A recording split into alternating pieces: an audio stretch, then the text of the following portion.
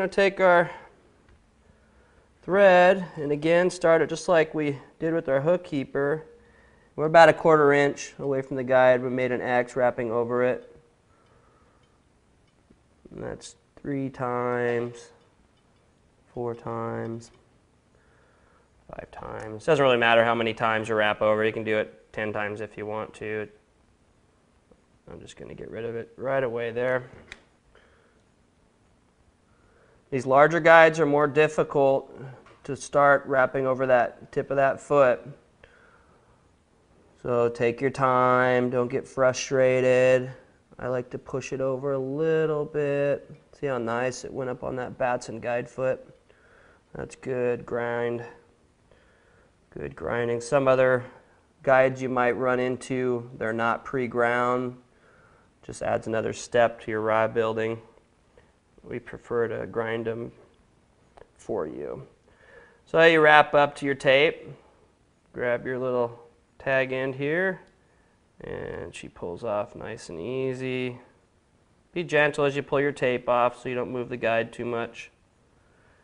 And away she goes. Maybe burnish some if you need to.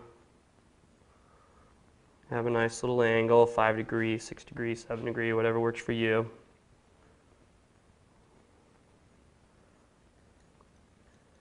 I like to work with the rod rotating away from me so I can see the thread align. If I go the other direction, you can't see it, so I like to rotate it away.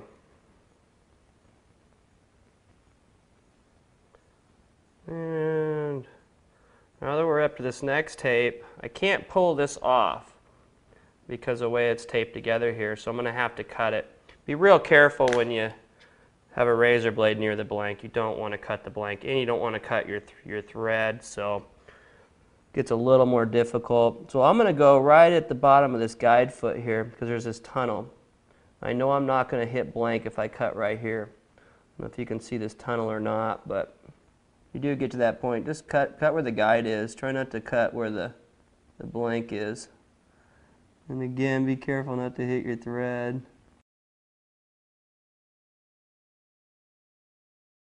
Okay, now that we have this tape cut, try not to cut the blank. Put this down over here so I don't cut that part. We're going to take my little tool here and just try to lift up this tag end so I can pull this off now.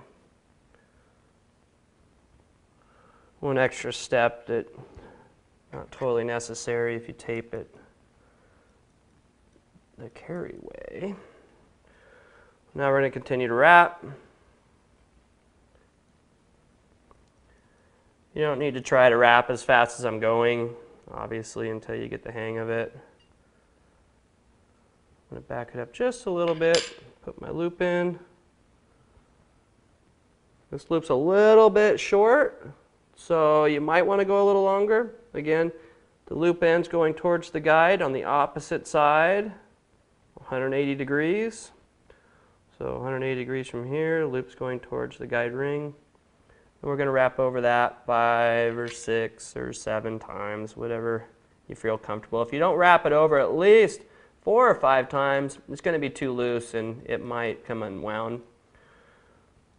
It happens. I like to wrap up to maybe a 16th or a 32nd before it starts coming up this guide foot. You see how this guide foot starts to climb up towards this ring here? If you wrap your thread all the way up to here, it makes this real unusual ramp, and your glue will not adhere to it. So we like to stop right about here. It'll make a nice level glue, which you'll see later on in the video. Okay, so again, put our finger for tension, cut down 5 or 6 inches. I like to pull it down straight, pull it through the loop there. It's kind of a double hander there. Apply tension, pull your loop straight across.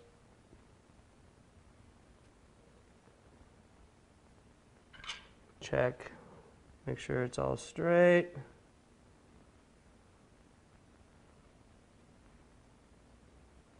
Nice and clean. And we'll go ahead and cut. Nice and perfect. That looks really good. So if yours turns out just like this, that's pretty darn good. Okay, I'm going to take this off, move over to the tip, just going to eyeball it.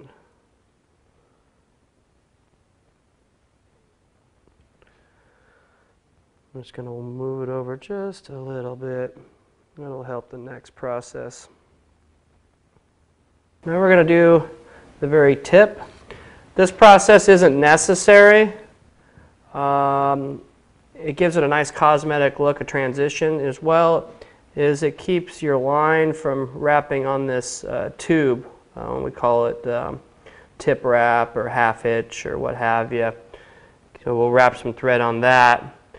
If you struggle with it, then don't worry about it. It's not that important, but cosmetically it's correct. So what we want to do is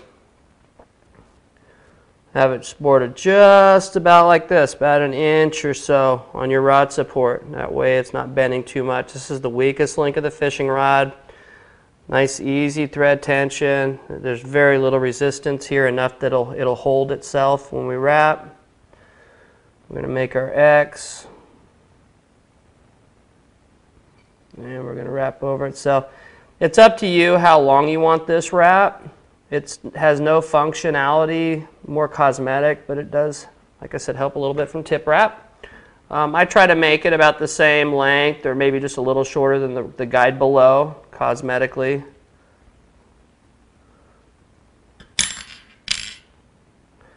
And it's wrapped exactly like you wrapped your guides, except for you're not going over a foot. Well, we'll finish wrapping this. Making sure we're not hitting any guides and our rod supports. And just before the tube, put your loop through.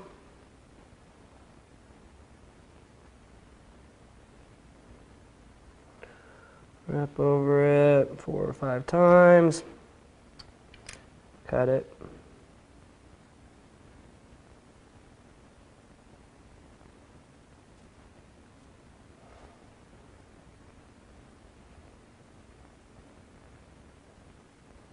And we're going to pull it through. Be very careful.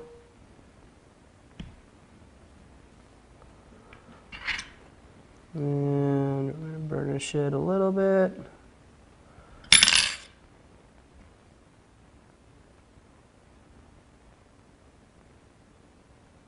Okay, now we have our little tip wrap. Now we're going to take this off real quick, and we're going to wrap the ferrule end or the female end of the tip section. Most fishing rods are designed, the blanks are designed with a reinforcement now in these sections. They call it a flag. It's an extra piece of graphite here that gives the ferrule integrity. We get a lot of questions on, do you wrap a ferrule wrap and what it does? And we always say it's a good idea to wrap, not just to protect the ferrule from it splitting out, that it might happen, but more when it's in two-piece form, laying around, you're protecting this male end with thread and the wrappings. Cosmetically, it looks really nice too. So again, making your X, try to make it about a 1/4 inch or a 1/16 of an inch. If you get it too close, sometimes it gets wore, and eventually in 3 or 4 years, it might end up undoing itself eventually. So give yourself this nice little, I don't know how much that is, maybe a 1/16 or a 1/4 of an inch blank showing. Wrap over it 4, 5, 6 times, cut it, and you can go ahead and wrap. This one's just a little bit crooked. There we go. And you have a nice angle. It'll usually stack. You won't have to burnish as much. It'll keep from gapping in the threads here. Looks clean.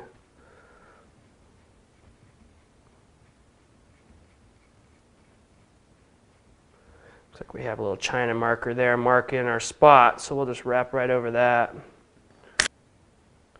Okay, and we're going to finish it.